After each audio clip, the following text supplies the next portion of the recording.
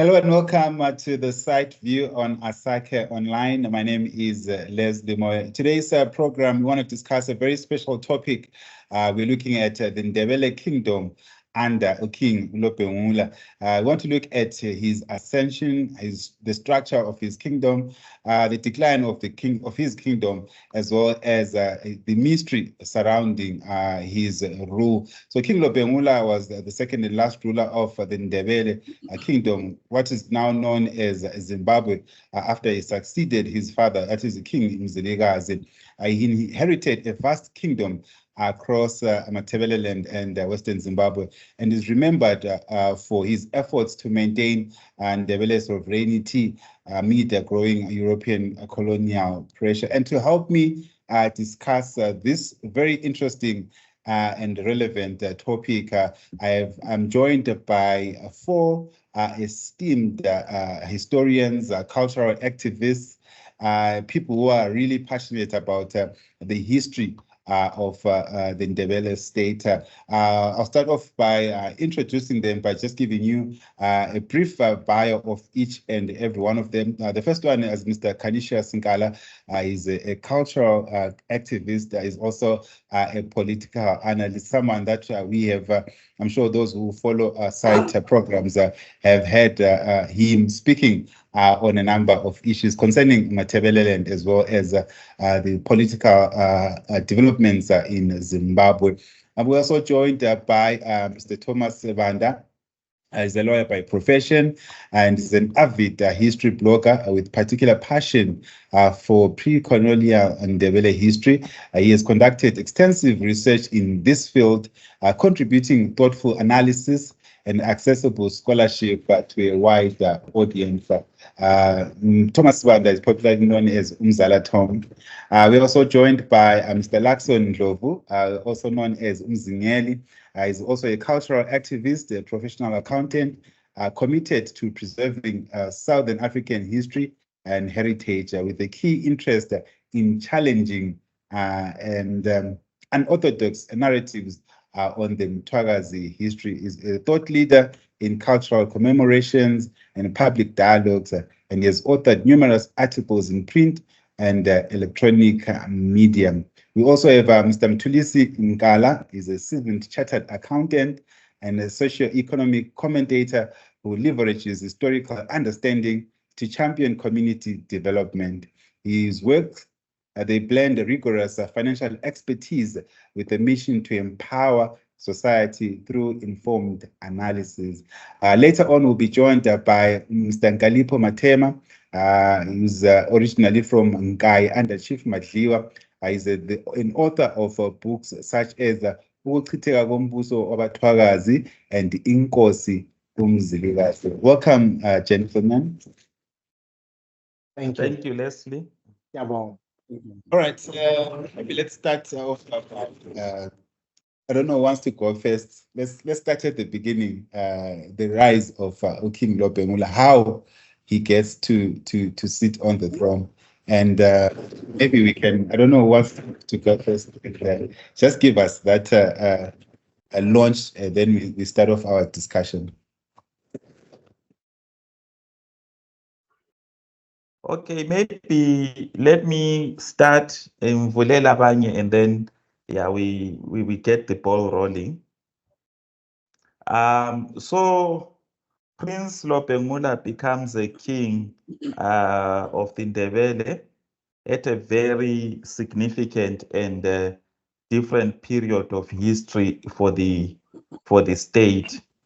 We will remember that the Ndebele state started as a small chiefdom that was under the Ndwandwe, under Amandwandwe kaZwide kaLanga, bebuswa nguMashobana, and they were like part of the tributary state of the Ndwandwe Empire. And then we see this community or this small nation being moved by Umzilikazi after ukukhothama kwaMashobana to join the Zulus to overcome umbuso kaZwide kaLanga. And then from there we see them parting ways with the Zulu and getting in a long migration from present-day Zululand up to the time they find themselves in present-day Matabeleland. And then that ends the migration. Yeah, so then once they settle in Matabeleland around 1838, thereabout, between 1838, 1840, 41, the kingdom is now settled. Sokubusa-ke inkosi uMzilikazi in a permanent geographical location and with a capital, with the tributary state comprised of surrounding chiefdoms and different polities. So inkosi uLobhengula comes in after ukukhothama kwenkosi uMzilikazi September 1868. He inherits a kingdom that is already established, that is permanently based, that is feared, that has systems, that has structures, that is rich, that has resources, that has got everything. And I would say Prince Lobhengula finds himself having to step into the shoes of a great man. You know, that is one of the most difficult positions a person can ever find themselves in. If your father was a great man and now you have to succeed him and take over from him the big establishment that he has made, and now you have to carry it forward.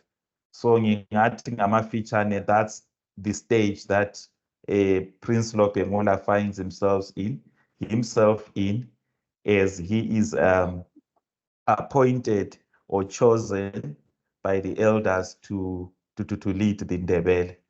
And of course, ukungena kwakhe ebukhosini, it was not easy. It was one of the most difficult things for him.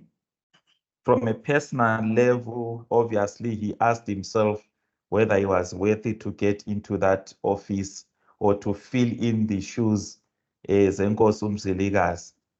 And two, he had opposition from other quarters, people who felt that he did not qualify to be king. And then he finds himself having to start everything by fighting to establish himself and to assert himself ukuthi abe inkosi ezayamukelwa ngumuntu wonke, and he successfully does that. I'll hand over to others to ukuthi bengezelele khona. All right, maybe my then question, you mentioned strong opposition that comes. Maybe we can maybe expand on that. Ukuthi ngobani ababe bemlisa aze ngobe afake abe inkosi. Main opposition came from esigabeni samazwa ngendaba, bekhokhelwa nguMbiko Masuku. uMbiko Masuku engumntaka kaMadlenya Masuku. So yiba bathi hayi uLobhengula akumelanga abe inkosi. And uMbiko wayethethe inkosazana uZinkabi Khumalo. uZinkabi wayengudadewabo kaNkulumane. So bona bathi uLobhengula kumelanga, or inkosana uLobhengula kumelanga ibe inkosi ngoba uNkulumane usaphila, kumele adingwe atholakale ngoba nguye owayelandela ukuthi abe inkosi. So lokhu kwakuvela kuMbiko kaMadlenya loZinkabi, yiba babesitsho njalo. Then i-regiment yonke yamazwa ngendaba yayisitsho njalo la kanye they took that position. Lobo uLobhengula esekhethiwe wagcotshwa, they did not attend his coronation. They did not participate in anything. They did not recognize him as king. So ehlala esihlalweni sobukhosi kwasokuvele kule xekana elingavumelani layo elalisithi akumelanga abe inkosi, uNkulumane kumele alindwe. Okungaba yikuthi mhlawumbe labo babe lesifiso sokuthi babuse bona amazwe ngendaba. Kungenzakala kumbe ukuthi uZinkabi la kwakungamphathi kuhle ukuthi hayi umbuso bekumele uphathwe ngumfowabo uNkulumane. Nxa kuyikuthi kakho maybe uZinkabi wayesithi hayi ngizabusa through umyeni wami uMasuku. So there are a lot of theories surrounding i-opposition yona le uLobhengula ahlangana layo. So yikho-ke wathi hayi nxa kuyikuthi sihlupha kanje indaba kumele ilungiswe ngomkhonto, iqedwe ngomkhonto. Wahloma-ke wayahlasela banqotshwa amazwe ngendaba. Yikho-ke ukuthi isihlalo sakhe siqine layazizwa ukuthi hayi sengiyinkosi epheleleyo without any opposition around me. Inganika abanye ithuba labo ukuthi bengezelele.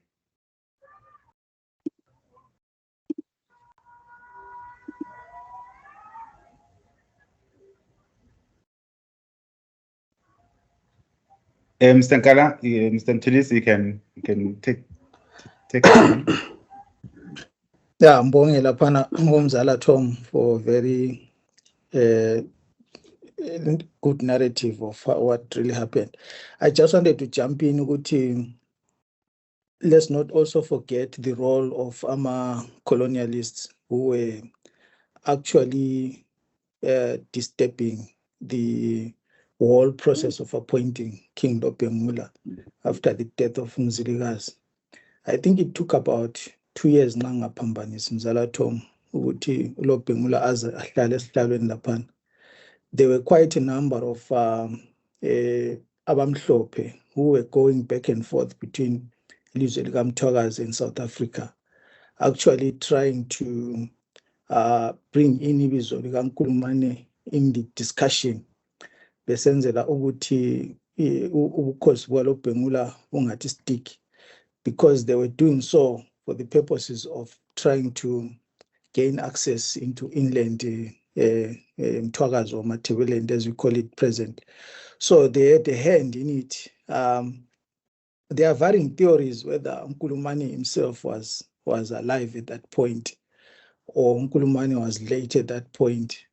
There are some who say or who purport that Nkulumane at some point was stationed in South Africa, where he was sort of working for a certain white man. Ibizo lakhe ngalikhumbula, I'll try and put it across. So Shepstone, yes. Yeah, so yeah. the Kanya, they were using ibizo likaNkulumane, bringing him into the picture so that they can use him as a decoy to attack and divide Isizwe Samandebele, because it was viewed as a powerful nation at that point in terms of its organization militarily. So the ascension then becomes a little bit influenced by certain factors that caused the ascension. Actually, there were people whom the state also sent, like Umzala Tom has said, down south, try and search for the search and establish whether Nkulumane was still alive, and they came back empty-handed. So those are some of the aspects that surrounded the ascension of King Lobhengula. First, there was the internal disputes, and then secondly, there was also colonists that wanted to have a hand in it, because remember, they were also interested in hunting, mining. They were also interested in labor. They wanted access, but because the state was protected, they couldn't get those things easily. So the only way was to cause division. And therefore, it was an opportune time to actually strike when when there was that succession dispute that was threatening to actually destabilize the whole nation of Matebele. Thank you. All right, siyabonga. Bengithi mina enkosini loBhengula sibona a leader who has got two scenarios. A scenario of destiny ukuthi vele ukhethiwe ukuthi abe inkosi, but at the same time he has got misfortune. Imisfortune mhlawumbe kusukela lapho esiqala ukwazi khona isithombe sakhe up until asiflathele. He has to contend with a lot of eventualities which are happening esizweni sakhe. From about 5 to 7 years old, siqala ukumbona, simbona ephambi kwenkosi uMzilikazi, who has joined the rest of isizwe sakhe after a separation of about 2 years. Inkosi uMzilikazi ithola sokuphakanyiswe umntwana uNkulumana ukuthi abe inkosi. He is very furious. Akafuni kwanduna who has partaken in that activity, akafuni kwamakhosikazi akhe, and at the same time akafuni kwamadodana akhe. He is angry because of isenzo lesi. He feels he is very much betrayed. Sibona inkosana umntwana loBhengula by then he has to now fight for his life from that tender age. Ziyamthatha izinduna yomncumbatha bamusa enduneni uMalaba lapho ayokhulela khona. And already you see ukuthi ngkhona he has to fight battles at such a young age.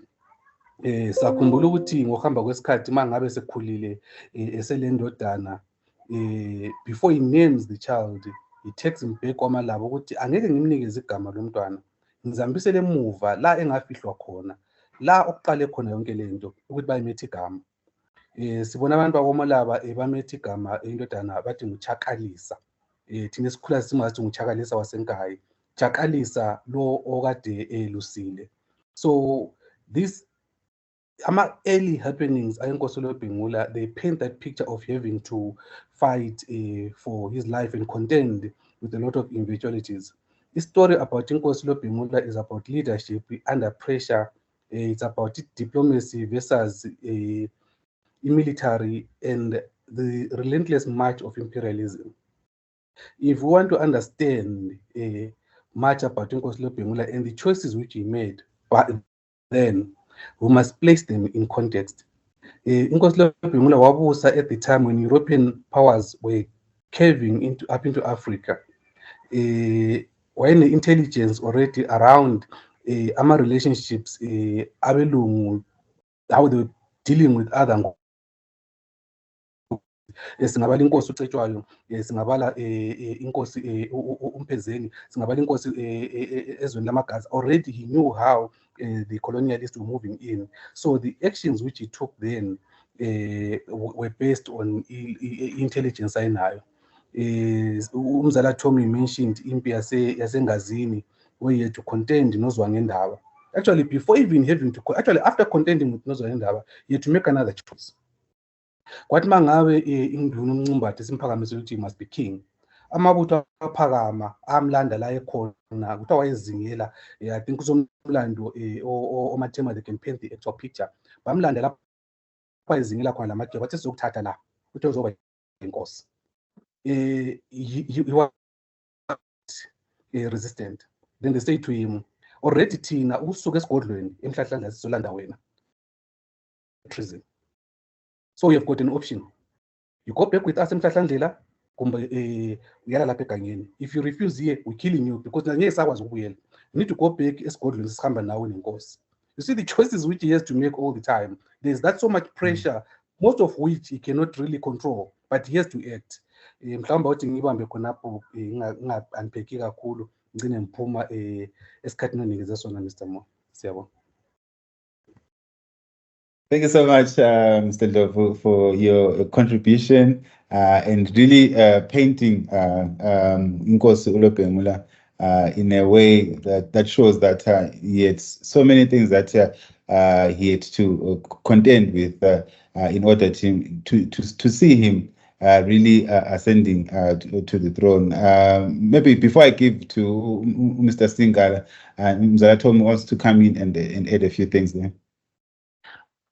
Okay, ngiyabonga mgcini sihlalo. bengifuna ukwengezelela umcijo on what Ubaba uNkala was talking about ukuthi amakhiwa ake azama la ukuthi balethe inkosi.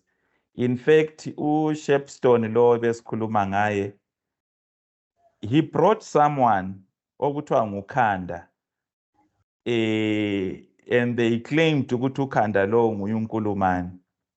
uKhanda, they came with him, kodwa waphelele ezweni labaTswana ngoba kuthiwa abanye abahlangana laye kumbe amanye amabutho ahlamtshela ukuthi hayi uzakhalelwa ngamanqe, you are not Nkulumane wena. So uKhanda waphelele eBotswana wagcine ebuyela, and amanye ama-historians athi uKhanda wayevele ngu-garden boy kaShepstone. Okutsho ukuthi if this white man was successful, wayezasilethela inkosi yakhe, like uNkala was saying, a fake king who was going to run the state on behalf of Amakhiwa. So undoda lo bathi kwakuthiwa nguKhanda, kwakungasuye uNkulumane, and waphelele eBotswana, wathi sethola ama-threats ona lawa wahle wachaya wabuyela emuva. Yeah, I think I think I've read that in one of his books. Uzasichazela kabanzi ngendoda le.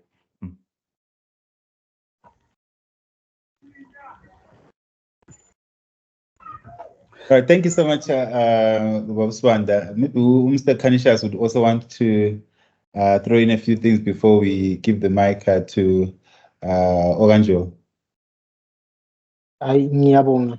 Njengoba ngitshilo mina umbhale laphana ngoba kufitshane nithe mina ngiyakhuluma kakhulu angibhali. Mina ngingukhanisha Sinkala ngilitshetshe umthwalo wophahla. Uzibona uzincane umsebenzi emkhulu, indoda ayivula indlenge, indoda iyazivulela indlela. Unangu umfana ogiya ngomkondo. Mafuza afulela induna yami ngomasuku owendlu kaSifo okaHlomuza ematshejeni. So ngiyabonga njalo ngizizwa ngihloniphekile ukuthi ngibe ama-historian amahle kangaka, abantu abalomlando omkhulu ukudlula mina. Sikhuluma ngodaba esikhuluma ngalo olwenkosi uLobhengula. Iqala ingumntwana. Ukuzalwa kwakhe noma sithi nxa singabuyela esintweni sakithi, ukuzalwa kwakhe noma ukuza kwakhe emhlabeni bekuvele kuyikuza ukuze azovikela ubukhosi. Uzalwe ngumuntu ngesinto esithi ngumthanyelo. Kithi abantu abakazi bakunanzelele khona umuntu okuthiwa ngumthanyelo ngumuntu obekelwe i-eventuality yokuthi nxa kungasazalwanga inkosi nguloze lo othethweyo wakhitshelwa izinkomo, nguye ozozala inkosi. Mhlawumbe kukaze kuvele kanjalo kwabaningi ukuthi babekwazi ukuthi wayevele ezalelwa ubukhosi, ukuthi nxa kungenzakala lo okhitshelwa inkomo naye waphuma ngazo lezo nkomo. Inkomo lezi ezakhitshwa zazikhitshela ukuzalwa komntwana ozaba inkosi.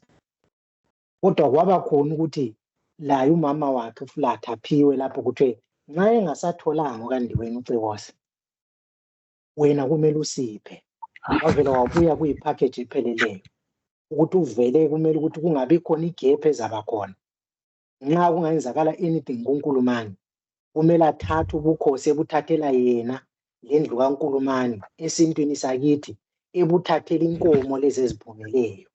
Kwazalelwa ukuthi uzaba inkosi vele. So konke ama-challenges layo siwabone ebuya nxa bekhuluma abafowethu besithi umuntu uzalelwa i-destination. Siyakhohlwa ukuthi isintu sakithi sikulungisa kanjani lokho. How is it naturally prepared for? This was a prepared person, prepared to be a king. And when he becomes a king, kuba lama-challenges, kodwa ama-challenges akhona bayakhohlwa ukuthi sesisitsho thina sesikhuluma sithi spiritually. Wavela wadalelwa ukuthi uzaba inkosi. Wadalelwa ukuthi aphathe abesendlini yobukhosi noma avikele ubukhosi. Bekungeke kube lula ngoba kwakuthiwe eventually xa kungenzakala into ezenzakalayo. Unfortunately ama-events abuya yenzakala. Eseyenzakele yena wazitshela ukuthi njengoba sekwenzakele kanjani soze ngingene ebukhosini. Ukuthi sokuhle kwaphambaniseka wakhohlwa ukuthi kwathiwa nxa kungasangenanga lwana nguwe. So yikho ama-challenges wonke ahlangana lawo okuvikela ubukhosi. Awusikho ukuthi uyazikhethela, uzalelwe ukuvikela ubukhosi ngayo yonke indlela. Ngizama khona lapha okunye abafowethu bakuqambile ngiyabonga. Siyabonga babunkala ngizamukela okanjobo la asiphathekele ikakhulu umzala Tom laphana ubeyakhulume ngumuntu wayebelo Shepstone ukuthi amfake abe yinkosi. Mhlawumbe singayisusela khonapho ke sisiya phambili okanjobo. Siyabonga kakhulu. Angixolisa mani. Ifoni yami ibingenzela okunye ingakho beningibona ngiphuma ngingena ngiphuma ngingena benginenkinga yefoni. Ngingakangeni kulena oyishoyo mhlonishwa. Into eshiwo ngumhlonishwa uNkala lana ibaluleke kakhulu. Ukubaluleka kwayo ukuze izinganekwane uma zikhulunywa khona imlando lena izinganekwane ngizothi izinganekwane ngoba nababhali bakhona babe beshilo ukuthi izinganekwane enjengokuthi kugcine kungathi kwakweyiswa inkosi uLobhengula ngokuthi yayizalwe umswazi owathi ekubeni iqiniso liyilele libekwa ngoNkala ukuthi uvele umama wakhe umama kaLobhengula isizathu sokulandwa kwakhe kwakungesokuthi uma kuwukuthi umama kaNkulumane engamtholanga umntwana okunguye kwakumele ayizale inkosi nguye uFlatha.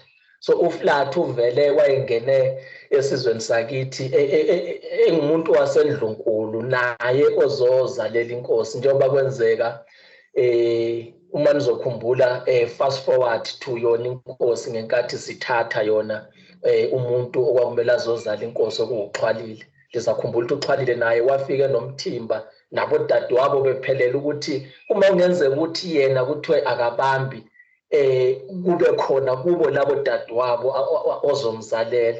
So uFlatha umama kaLobhengula wayevele ngingayona uma ngathi ngichaza kakhulu lento ebichazwa ngubaba uNkala injengoba injalo inkosi uLobhengula kune destiny nje vele ayenayo.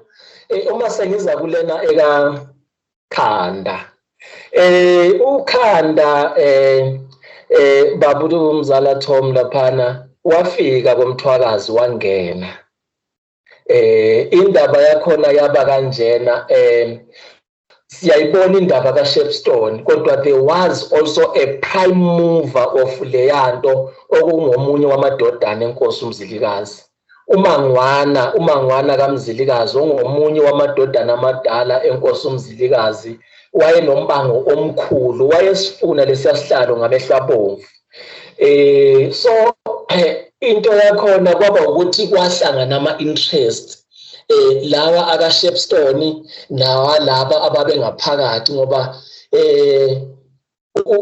into okuthiwa yenzeka uShepstone yena wathi engezwa ukuthi kuthiwa ilokhuzana inkosi uMzilikazi isikhotheme wathumela indoda okwakuthiwa nguElijah Khambule ukuthi ihambe iye komthwakazi iyophenya ukuthi lo muntu okwakuthiwa nguNkulumane wayenjani wayengumuntu onjani isiqu sakhe ibala lakhe and everything. Wafika vele lowo muntu efika ngeinqola zabelungu kwangobani izitho obani oLevet if I'm not mistaken bafika walwenza uphenyo lwakhe waprofile ukuthi hayi lo muntu wayengumuntu okanje wasebuyela ke emuva umebuyele emuva wafika wamakhela kuShepstone leso sithombe ukuthi hayi lo muntu kuthiwa wayengumuntu okanje wasethuma ngabe eqalaza uShepstone wabona vele ukuthi hayi la ngaphansi kwakhe ukhona umuntu oyifithayo leyo description. Bese another issue yile kaMangwana uMangwana kwathi uma ngabe inkosi isanda ukukhothama akazange alinde wahle waphuma elizweni waphuma wahamba waya khona leNatali uMangwana ongomunye wamadodana amadala enkosi uMzilikazi akahambanga yedwa wahamba noMabele, uMabele naye indodana yenkosi uMzilikazi. Why? Leyo nto ngizofisa ukuthi sithi ukuyibuka kancane ukuthi yindaba kwenzeka ngaleyo ndlela. Uchazile lapho ubaba uMzala Thoma ukuthi ubani uNdlovu uLakuseni laphana ukuthi inkosi uLobhengula yake yangaziwa ukuthi ingaphi ngesikhathi ikhulela lapho eyayifihlwe khona. So ngenkathi inkosi uMakhubolondi ikhulela lapho eyayifihlwe khona, inkosi uMzilikazi esahlala le kubo mahlokohlokweni laseNyathi. Umuntu okunguye okuthiwa yayisibhekelele kumbe ngithi abantu ababecabanga ukuthi uzothatha ubukhosi nguye uMangwana. Why kunjalo? Kuyashiwo ngisho nabo abamhlophe laba ama-missionaries kuthiwa babeze bazisondeze kuye impela bethi nguye ozophatha emva kukayise. uMangwana ungumuntu wayezakhokhele ngisho nezimpi, izimpi ezalwa kakhulu ebuNcwathu ngabo-1860s. He was part of ama-leaders alezo zimpi encedisana nezinduna omkhokhi Masuku njengalena nje ka-1862 neka-1863. Lezo zimpi zazikhokhelwe uMangwana nomkhokhi. But then kwasekuba ukuthi-ke kwathi uma ngabe inkosi sithutha laphana kuboNyathi isisiyahlala eMhlahlandlela, kuthiwa kwashintsha kwaba ne-shift kwi-balance of power, ngizosho kanjalo, ngoba iy'nduna ezinkulu ezaziphakeme kakhulu ezifana nabo uManxeba kaMkhaliphi owemzinyathini iyabulawa ngabo-1860s laphana. oManxeba bangabanye ababesapota uMangwana ukuthi akube nguye ongelama uyise laphana esihlalweni. So kwathi uma ngabe kukhothama inkosi uMzilikazi, uMangwana wabona ukuthi no, since nami kwaba ngathi ngiyabhekelela ukuthi ngabuthatha lobu bukhosi ngisengozini. Yathi inkosi ikhothama waphuma wabaleka noMabele. So yathi inkosi uma ithunwa, ngoba inkosi yaze yafihlwa 2 months after ukhothama kwayo, ngoba yafihlwa mhla ka-2 November. uMangwana vele wayengasekho eswahamba kudala. So ukuhamba kwakhe uma befika le kwaba yikho ukuthi bayahlangana noSomcebo uShepstone, bahlanganisa ama-plans wabo, ama-interest wabo vele ayefana. Kodwa-ke uMangwana yena ungathi lobu bukhosi wayebufuna, but wayefuna ukuthi aqala ahambise ukhanda phambili, asazi ukuthi uma sekuphambili babesebenza kanjani leyo nto. So ebusukeni kwabo before besuka kwaliwa impi lena yasengazini, angazi noma beselikhulumile ngayo ngoba bengeke nganyamalala laphana.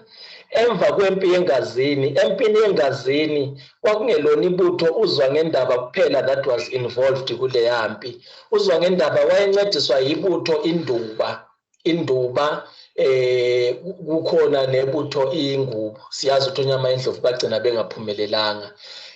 Abantu beNduba uparticipated empini yasengcekezeni babekhokhelwe yinduna uThukisa wakoMafi.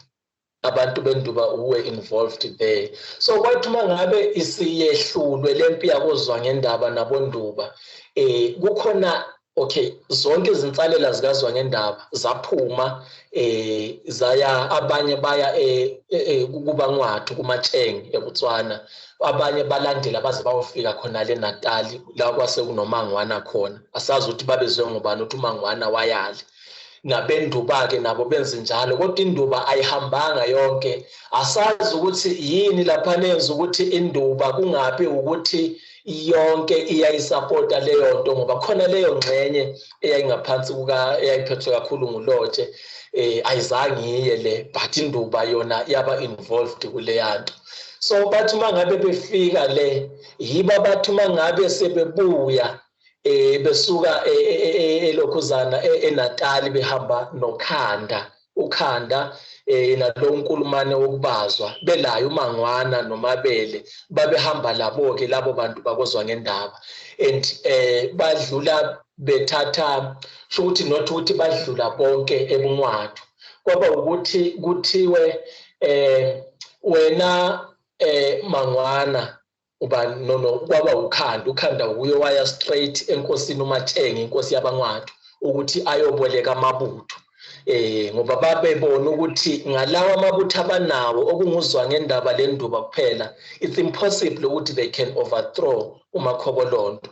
So badlula ke kuMatshengi baboleka amabutho laphana. uMatshengi wababoleka vela amabutho ngoba uMatshengi into yakhona okunabelungu abaningi that were involved. John Mackenzie umnali umfundisi uJohn Mackenzie lona owayeminister eBotswana, he was involved. Ungomunye wabantu uconvinced lenkosi yabaNcwatho ukuthi ayimncede ukhanda lo ngamabutho. Babanika ke amabutho and kulawo mabutho asukayo esiyancedisa ukuketula inkosi kwakukhona noKhama. uKhama lona indodana kaSikhume lona wagcina seyinkosi naye eBotswana. So uKhama uma lezakhumbula kahle izimpi zesizwe sakithi uKhama ungumuntu onguye ngempela walimaza kakhulu isizwe sakithi ezimpini. uKhama ngaphandle kokuthi wayindodana yenkosi wayeyiqhawe. uKhama uyena wayekhokhela izimpi zabaNcwatho uma zizohlasela kithi. So babe amabutho akubo ayenhlonipha kakhulu. So kuthiwa bathi besendleleni amabutho athi hayi khona angeke sikhokhelwe yile nduna kube kukhona uKhama.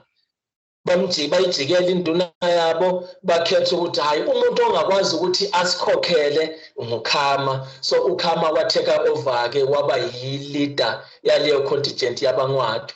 Uma ngabe sebelokhuzile kuthiwa bathi uma befika emngceleni emfuleni uMdlawuzweni uKhama wasethi yena no thina abaNcwatho siphelela la angeke sikwazi ukungena. Uma kuwukuthi abethwakazi inkosi yabo bayayifuna ababuye bazoyilanda la emngceleni. Wama lapho uKhama namabutho ababewabolekwe nguMatshengi. Yilapho ke uKhanda eloMangwana sebengena bangena baze bayofika eSizeza. Yilapho bafika bagoba khona. Indawo ababegobe kuyo yayingaphansi kwezinduna lezi zababirwa oHwadalala naboMbuzimbili. Ingakho phela lezo zinduna eTheleta stage zagcina zibulewe. I think it was 1875 uma zibulawelwa lelo qhaza lokuthi bancedisa oKhanda noMangwana baze bangene.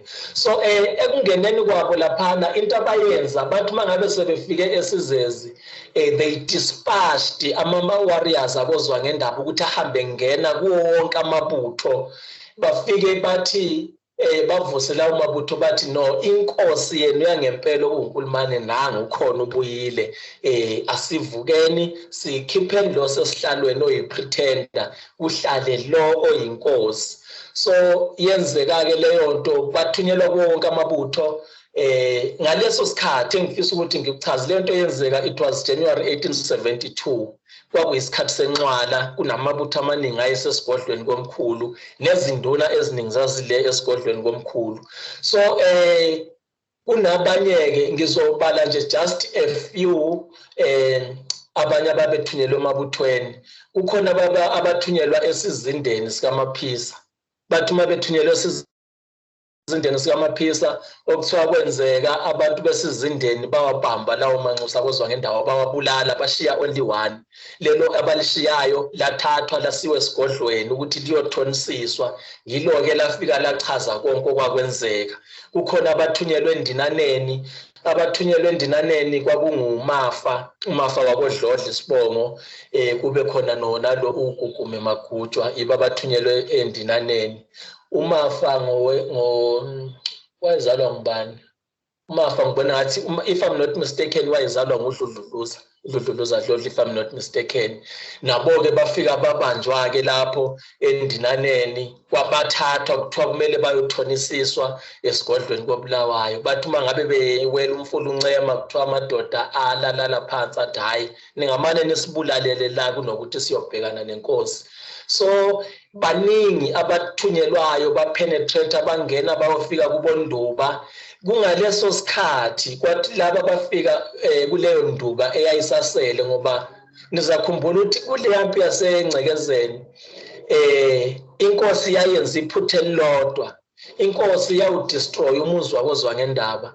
kodwa lawo mabutho ayencedisa uZwangendaba ayizange wathinte.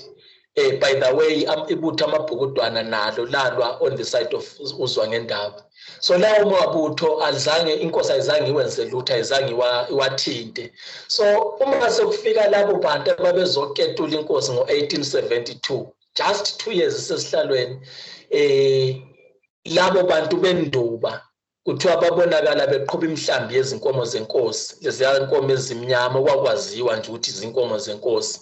Babonakala beziqhuba beqonda khonale kubo Sizeza. Inkosi yasithumela amabutho kuUdukada, ibutho inintemba or izinkondo, ibutho uDukada nezinkondo ukuthi abawa intercept amadoda enduba, bafika balwa nawo ke bathumba lezo inkomo bazithatha bazisenkosini.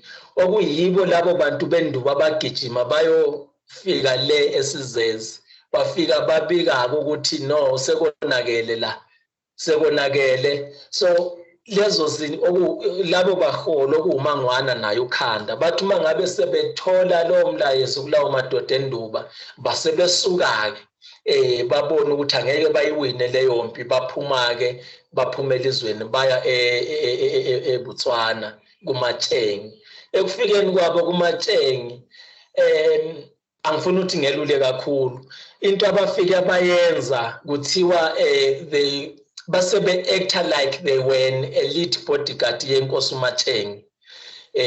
Bafika laphana indlela ababenza ngayo kuthiwa they acted like they own le ndawo yaseBotswana, kodwa siyazi ukuthi amahlabezulu vele kuyashiya ukuthi ngisho noma besiyale kuboMpumalanga babethi uma behamba nje kube ngathi baya-ona. So leyo nto yenza ukuthi abantu abaTswana bagcine bemzonda kakhulu uMatshengi, and ngaleso senzo inkosi kuthiwa yayifuna ukumhlasela uMatshengi ngawo lo nyaka u-1872, but uKhama waba nendlela yokuthi axhumane naye inkosi Lobhengula wathi hayi, ngicela ungahlaseli, ngicela unginikeze isikhathi, mina ngizomketula lo muntu ngizomkhipha esihlalweni. And vele kwenzeka lokho, uKhama wamkhipha esihlalweni uMatshengi, kwaba nguyo wathi angamkhipha kabusanga, waphuyisa uSikhume ngoba uSikhume wayesaphila ngaleso sikhathi. So bengizama ukuveza ukuthi labana abantu okungokhanda nabomangwana bangena elizweni, bangena, they tried lokho abakuzamayo, okay. And by the way bengakasuki laphana eSizeza, inkosi vele yayisiwakhiphile amabutho ukuthi ayobahlasela kuyo le ntaba babegobe kuyo. Lawo mabutho ayekhokhelwe yinduna umthikana wakoGodlwayo, uThunzi wezinaleni.